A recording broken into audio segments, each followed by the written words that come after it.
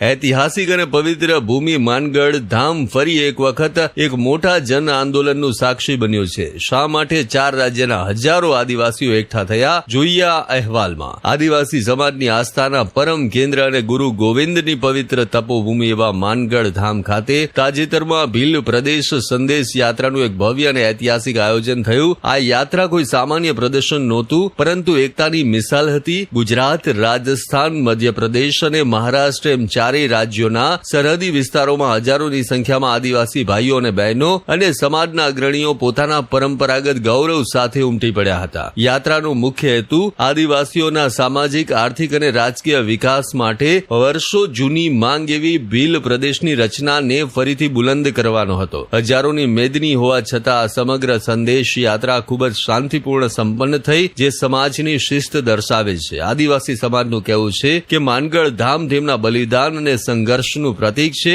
અને હવે આ માંગ એક મોટા જન આંદોલનનું સ્વરૂપ લઈ ચૂકી છે। નમસ્કાર, જોહાર, જય આદિવાસી। આજે ગુજરાત, મહારાષ્ટ્ર, મધ્યપ્રદેશ, રાજસ્થાન તમામ આદિવાસી સમુદાયના લોકો આજે અહીં માનગઢ ખાતે ઉપસ્થિત છે।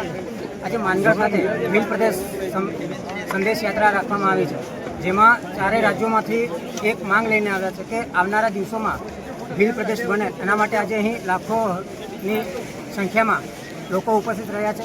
ત્યારે ખરેખર આજના આઝાદીના વર્ષો વીતી ગયા છતાં પણ અહીં જે વિકાસ જોયો છે, આદિવાસી સમાજ આજે સાવ પછાત છે એવું મને લાગી રહ્યું છે।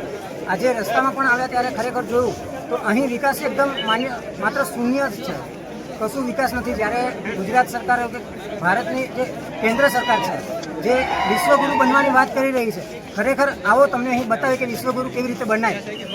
અહીં જે વિકાસ જોયો છે એ વિકાસ છે નથી।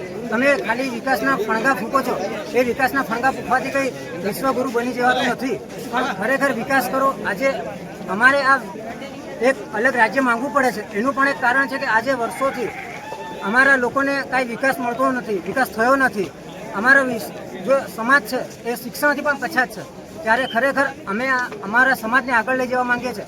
અમારા લોકો ભણી ગણીને આગળ વધે અને અમારા સમાજને સાથે લઈને ચાલે અને સમાજનો વિકાસ થાય, એ માટે આજે અહીં હજારો, લાખોની સંખ્યામાં આજે અહીં ઉપસ્થિત છે લોકો। તો ખરેખર અમારી સરકાર તરફથી એક માંગ છે, જો હવે તમારાથી વિકાસ ન થતો હોય તો અમને ભીલ પ્રદેશ એક અલગ રાજ્ય આપી દો અને અમે અમારો જાતે વિકાસ કરી લઈશું। નમસ્કાર, જોહાર, જય આદિવાસી।